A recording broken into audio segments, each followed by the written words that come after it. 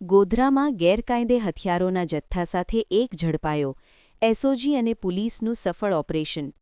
Godhra પંચમહલ SOG અને town B division પોલીસે બાતમીના આધારે વચલા ઓઢા અને સીમલા વિસ્તારમાં દરોડા પાડી ગેરકાયદે હથિયારો સાથે અહેમદ હુસૈન યુસુફ મોહનને ઝડપી પાડ્યો છે.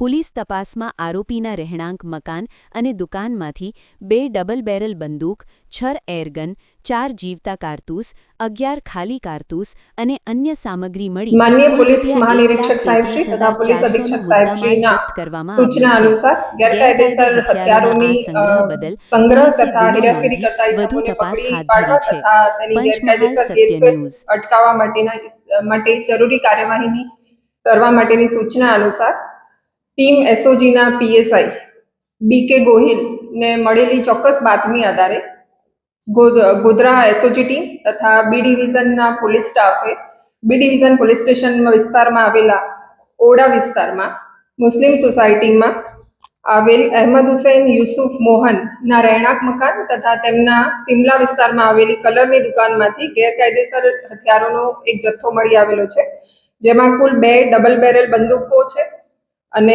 4 જીવતા કારતૂસ, 11 ખાલી કારતૂસ મળી આવેલા છે. આ ઉપરાંત 6 એરગન તથા 6 છરા ભરેલા ડબ્બા મળી આવેલા છે. આમ ટોટલ 1,33,400 નો મુદ્દામાલ કબજે કરવામાં આવેલો છે.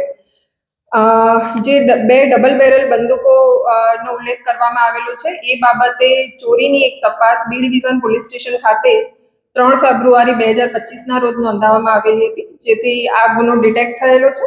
અને આ જે ઈસમ અહેમદ હુસૈન યુસુફ મોહન જે આ ગુનાનો આરોપી છે તેની હમણાં ધરપકડ કરવામાં આવી છે અને એની પૂછપરછ ચાલુ છે. પૂછપરછ દરમિયાન જાણવા મળેલ છે કે રહીસ હુસેન મીઠા નામના ઈસમ થકી આ જે બંદૂકોનો જથ્થો છે એ પ્રાપ્ત થયેલો હતો અને આ જે વોન્ટેડ આરોપી છે એની શોધખોળ ચાલુ છે.